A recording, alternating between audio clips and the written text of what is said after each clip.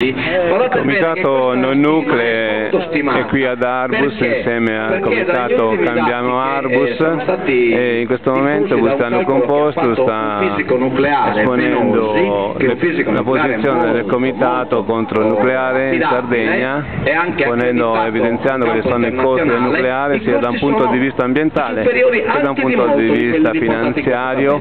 cosa che andrà a gravare sulla popolazione tutta quanta. Di conseguenza vogliamo fare in modo che le persone siano coscienti del danno ambientale che si andrà incontro e soprattutto di quello che è il danno per le future generazioni che noi tutti vorremmo non fare in modo che se le subiscano. Del nucleare sono 11 centesimi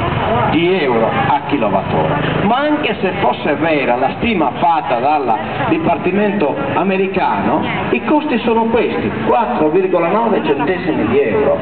E allora, quei 3 centesimi di euro che sta propagandando l'Enea e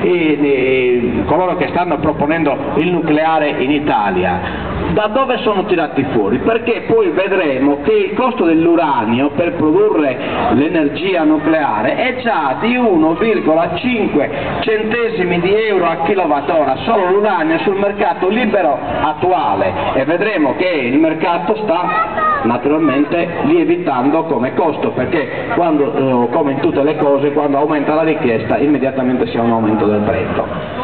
Vediamo un pochettino